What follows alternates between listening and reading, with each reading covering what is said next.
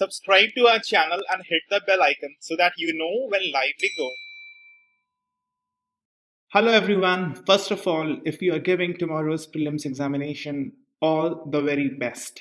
Before we begin with today's discussion, I would like to tell you one very important thing. The exam that you are going to attempt tomorrow is not just the exam of your knowledge. It's also the exam of your temperament, your nerve. There will be easily 10 to 15 questions that you can solve using common sense, your presence of mind, your intuition. And for that, you need to be in a fresh state of mind. So please don't run through your revision pages all through the night. Have a good sleep and wake up fresh tomorrow. If you have a happy and an alert mind, you can perform more than your potential. So don't run through your revision pages hoping that you would solve 2 3 more questions. There are for sure 10 15 questions there that you can solve using presence of your mind. So right now you need to relax, be happy and wake up tomorrow all fresh. Have a good breakfast, exercise a little, keep all your documents, your admit card, your IDs, your pen ready, and go at the center well before time. In this session, we're going to have a discussion on today's newspaper, The Hindu, Delhi edition dated 4th of June 2022. We shall take up only those articles relevant for civil service examination and we shall discuss them as per the demand of the exam. There is a news article on page number 1 concerning some recent suggested changes in the e-waste management rules. See, Ministry of Environment, Forest and Climate Change has released a draft notification for electronic waste management for public feedback. You would know that India has a formal set of rules for electronic waste management. It was first announced in 2016 and then it was amended in 2018. Now, some more and major changes are being proposed, and it is expected to come into force by August 2022. The suggested changes in the amendment to the electronic waste management rules would cover the entire gamut of electronic goods like laptops, mobile phones, music systems, recorders, cameras, microwaves, refrigerators, ACs, everything. More important is the targets that have been set in the amended rules. The consumer good companies and the producers or the makers, they have to ensure that 60% of their electronic waste is collected and recycled by 2023. And the targets would increase to 70% and 80% in 2024 and 2025 respectively. You see, the first step in success is to set up the targets and then to have a feedback mechanism and measurement of the incremental changes. So now we are on the concrete footing in the e-waste management by setting up the targets. Although we had target of 10% earlier as well, but they weren't substantial targets. But perhaps the most important feature of the amended rules is the EPR certificates. E-Waste Management Rule 2016 brought about the concept of extended producer responsibility. But now, for the first time, the concept of extended producer responsibility certificates have been introduced to give effect to a system of trading in certificates, just like we have trading in carbon credits. Then it will make sense to set stringent targets and stringent punishment for failing them. Companies temporarily falling short of the target, they can trade in these certificates, they can purchase it. There will be another benefit of this. E-waste recyclers in the formal sector, they will become viable now. And also the concept of circular economy vis-a-vis e-waste can see the light of the day. We had the concept of extended producer responsibility already. With the infrastructure of recycling, with the e-waste recyclers registered in the formal sector, and now trading being made possible through the EPR certificates, the full circle of the circular economy can be completed. It's important that we learn from countries like Norway and others to have the circular economy for e-wastes. You see, Global Resource Outlook report. This report has highlighted that the resource extraction has more than tripled since 1970. And resource extraction is responsible for around 50% of greenhouse gas emission and over 90% of biodiversity loss and water stress. So resource extraction has to be limited. So recycling and circular economy is extremely important. The Living Planet report of WWF has highlighted that exploding human consumption is the driving force for Anthropocene extinction. You would also know that sustainable future is one of the three biggest challenge as per the World Economic Forum. So we need to move from linear to circular flows of resources through a combination of extended product life cycles, intelligent product design, and standardization and reuse and recycling and remanufacturing. So circular economy is important, but circular economy cannot be done without the infrastructure for recycling and provisions for trading in the context of e-waste. So now the legislative and administrative architecture is ready for circular economy for e-waste. You would also know that the rules for waste management, whether electronic waste management or in the context of plastic waste, these rules are made by Ministry of Environment, Forest and Climate Change. And the administration of these rules is done by Central Pollution Control Board. So even in the context of e-waste management rules, the ministry concerned is Ministry of Environment and the implementing authority would be CPCB.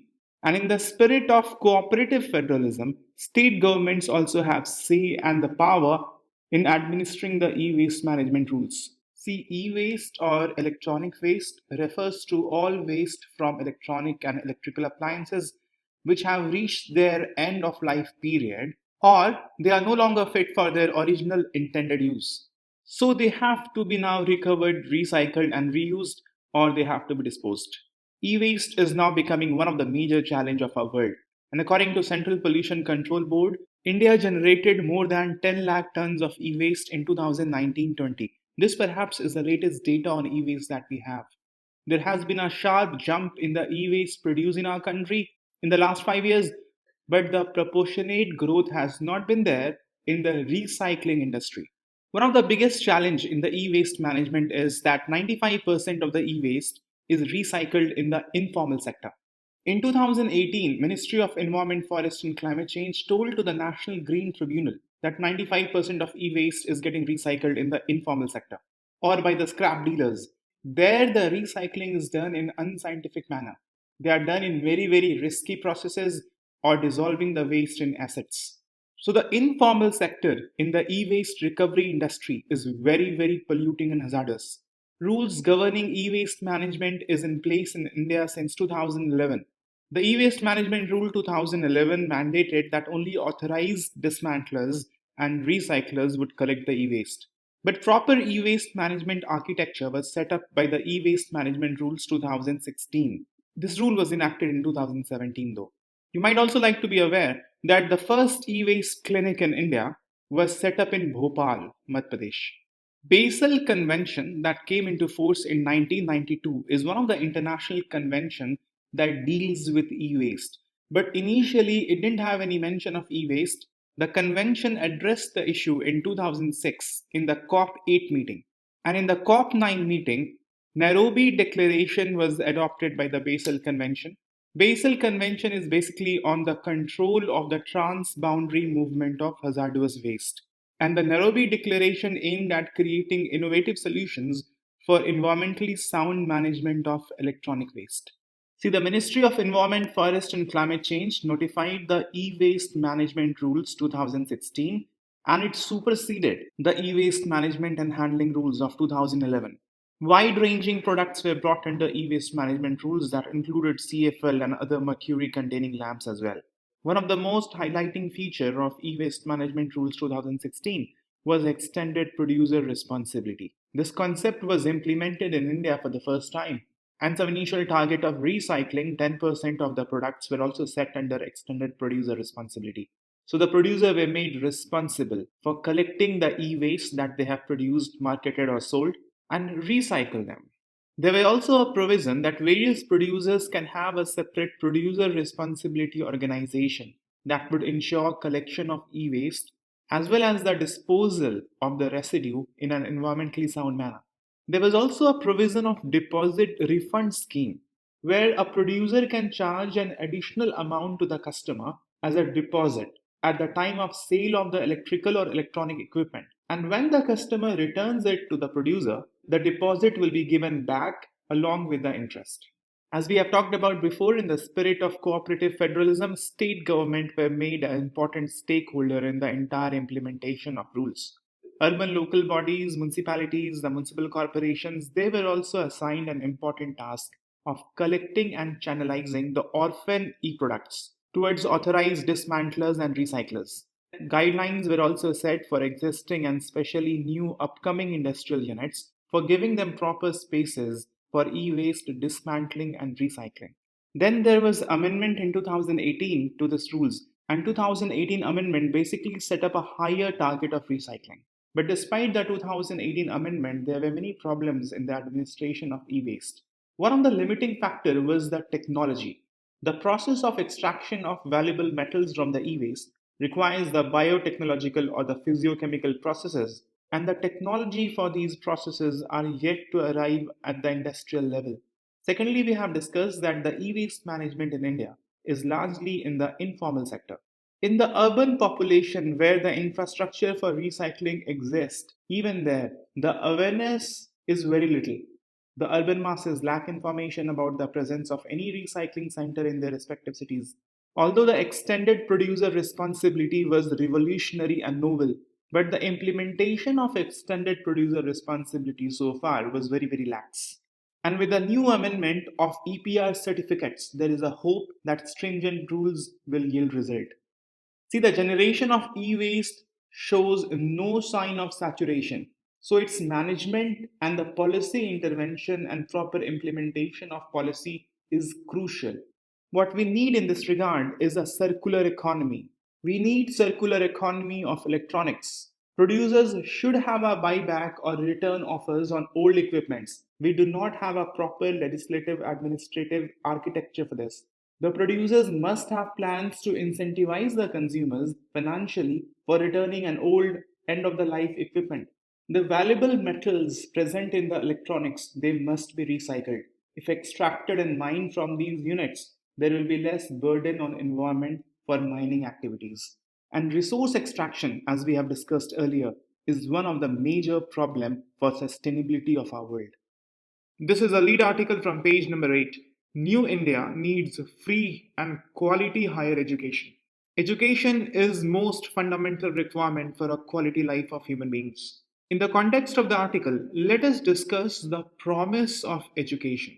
If you have been reading economic survey regularly, you must have read that educating individuals leads to more control over their life, control over what they want to pursue, and this is termed as agency. The increased agency manifests itself as a reduction in risky behavior. According to the World Bank researches done in countries like Jamaica, Nigeria, Mexico, it has been seen that 1 year of schooling reduces the risk of socially unacceptable behavior to a large extent. Education also improves in a better manner the agency of females. As for fertility, education reduces teen pregnancy and increases the control that women have over the size of their families. In absence of preliminary, even basic foundational primary education, poverty is transmitted from one generation to another.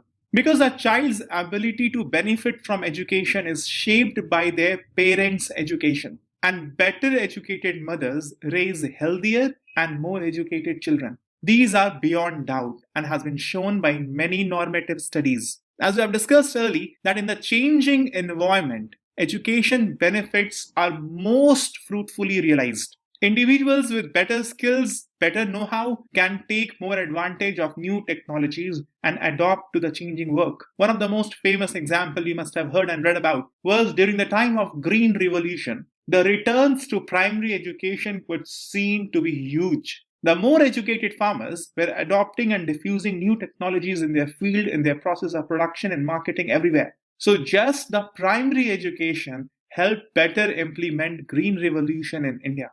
Similarly, you might have heard that when NAFTA, North American Free Trade Agreement, was signed, it increased the labor productivity in Mexico. But the benefits were concentrated among more skilled and educated workers in the richer northern states.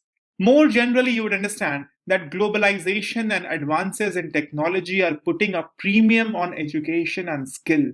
It requires more cognitive and socio-emotional skills, and these skills develop better in primary education. So missing the primary schools could result in missing on entire generation. The economic growth of the nation that comes from human capital, and human capital develops from school education.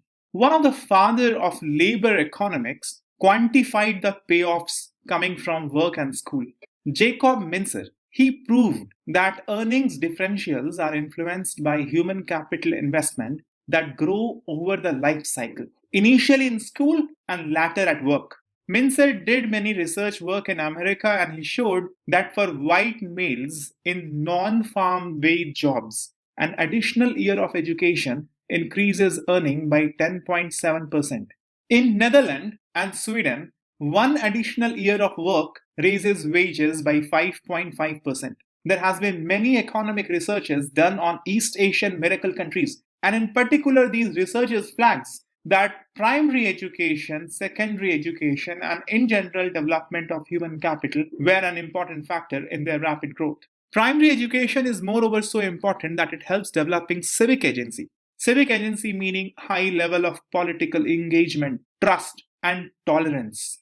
These are essential components that can be created through primary education to create the building blocks for more inclusive institutions and society. Civic agency helps realize the values of citizenship. It helps bring fraternity, cohesion, social capital in society. Civic agency is extremely important for a life with interdependency. And you had a quotation of Erik Erikson in this year mains examination that life without interdependency is not worth living. Interdependency, tolerance for each other, realizing the rights of others and fulfilling one's duties accordingly, that is important and that comes from civic agency. Civic agency is mostly developed at school. When children sit in a classroom environment, participate in schooling, in project works, in fields, in sports, in dramas, and other competitions, and they work cohesively as one unit, coming from different strata of societies, different religion, different caste, different community, different region, and they learn to grow with differences. They develop friendship and accept the differences so that in life they can even celebrate the differences. This civic agency is also very important for political mobilization for political reforms. It has been observed that the school-based management programs where parents are also involved, it becomes a success. But it becomes success only when parents themselves are educated. The values of citizenship, of political engagement, participation in the process of governance, maybe through RTI, maybe through social capital, they come with civic agency that develops in schools and institutions later on, but the seed of it and much of the grooming is done early in schooling. The emotional growth of students in developing values of tolerance, empathy, compassion, that also take place early in life.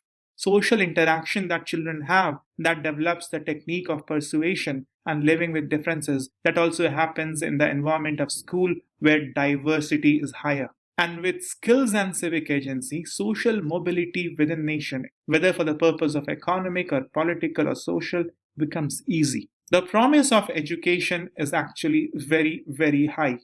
There's a news article on page number 10. BJP's income fell by almost 80% in 2020-21. This article mentions about the income of political parties through the electoral bond. We will not at all get into the politics of it. For the purpose of examination, we'll discuss only and only electoral bonds. For the prelims examination, there are certain pointers regarding electoral bonds that you must be aware of.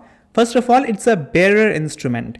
Bearer instrument meaning the physical identity of the bearer, the purchaser, is not recorded, and the financial instrument is given to the bearer in the physical form. It is also a promissory note, having a promise from one party to another party to give a fixed set of money within a fixed set of date. And it is interest free. Electoral bonds are issued in multiples of rupees 1000, 10,000, 1 lakh, 10 lakh and 1 crore. There is no upper limit. But the bonds are issued only from the specified branches of SBI. This bearer instrument can be bought from the specified branches of SBI only on due fulfillment of all the process of KYC. So the identity of the purchaser will be recorded, but it will not be reported. The instrument will not carry any name of the payee. The electoral bond will have a life of only 15 days. Within this 15 days, the bearer instrument and the promissory note must exchange hand, must go from payee to political party, and the political party will redeem the sum of money from this bearer instrument. All political parties are not eligible for electoral bond, only those who have secured not less than 1% of votes in the last general election to Lok Sabha or Legislative Assembly. The political parties will have to disclose the amount of donations to the Election Commission. And that's how we know what percentage of money from the electoral bond has gone to which political party. But the catch here is Election Commission cannot inquire into the origin of money because we have SBI sitting in the middle. That's all you need to know concerning electoral bond. Now let's have a small discussion on this article. Keep eco-sensitive zone of 1 kilometer around forests. The Supreme Court has directed that every protected forest, national park and wildlife across the country should have a mandatory eco-sensitive zone of a minimum 1 kilometer. For your prelims examination, you need to have quick bullet points regarding eco-sensitive zones. First thing first, it is notified by Ministry of Environment, Forest and Climate Change, and it is notified using the provisions of Environment Protection Act 1986. But I must tell you that eco-sensitive zone as such is not mentioned in the act, but the legislation does empower the government to put restrictions on industrial and other activities around the protected areas, which can be harmful for the ecology. Using those provisions, eco-sensitive zones are notified, and using those provisions, no development zone were also used to be earlier notified. These eco-sensitive zones are generally up to 10 km from the protected areas, the national parks or the wildlife sanctuaries. Again, this limit of 10 km is not mentioned in the Act because the term itself is not mentioned in the Act. The number 10 km comes from the National Conservation Strategy document and also from one of the Supreme Court judgment. But then this limit of 10 km is not written in stone. Eco-sensitive zone can go well beyond 10 km if the government feels the need to do so. The idea of eco-sensitive zone is to act like a buffer, a transition zone between the protected area and the normal unprotected ecology. Because there is no hard line boundary between the protected areas, the national parks and wildlife sanctuaries, and the region around it.